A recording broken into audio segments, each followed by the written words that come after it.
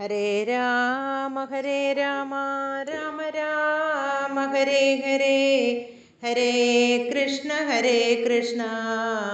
കൃഷ്ണ കൃഷ്ണ ഹരേ ഹരേ. കയ്യയച്ചേടു നീ വൈകരുതേതുമേ, നീയൊരു കാര്യം ധരിക്കണമോമലേ.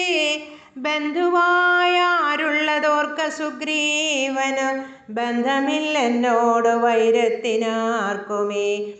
ഹന്തവ്യനെന്നാൽ അവനുമറിക നീ, ശത്രുവായുള്ളവൻ വന്നു ഗൃഹാന്തികെ. യുദ്ധത്തിനായി വിളിക്കുന്നതും കേട്ടുടൻ, ശൂരനായുള്ള പുരുഷനിരിക്കുമോ.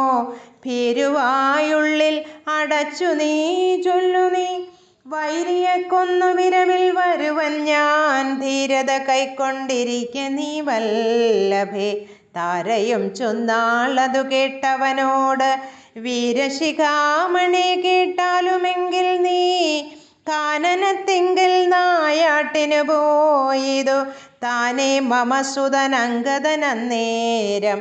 കേട്ടൊരു ദന്തമെന്നോട് ചൊന്നാനതു കേട്ടിട്ടു ശേഷം യഥോചിതം പോക നീ. ശ്രീമൽ ദശരഥനാം അയോധ്യാധിപൻ രാമനെന്നുണ്ടവൻ തന്നുടേ നന്ദനൻ. ലക്ഷ്മണനാകുമനുജനോടും നിജ ലക്ഷ്മി സമയായ സീതയോടും അവൻ വന്നിരുന്നിടിനാൻ ദണ്ഡകാനനേ. വന്യാശനായി തപസ്സു ചെയ്തിടുവാൻ ദുഷ്ടനായുള്ളൊരു രാവണ രാക്ഷസൻ കട്ടുകൊണ്ടാനവൻ തന്നെ പത്നിയെ. ലക്ഷ്മണനോടും അവളെ അന്വേഷിച്ചു.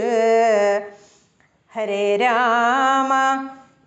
തൽക്ഷണം ഋഷ്യമൂകാചലേ വന്നിതു, മിത്രാത്മജനെയും തത്ര കണ്ടിടിനാൻ. മിത്രമായി വാഴുകയെന്നന്യോന്യമൊന്നിച്ചു, സഖ്യവും ചെയ്തുകൊണ്ടാർ അഗ്നിസാക്ഷിയായി.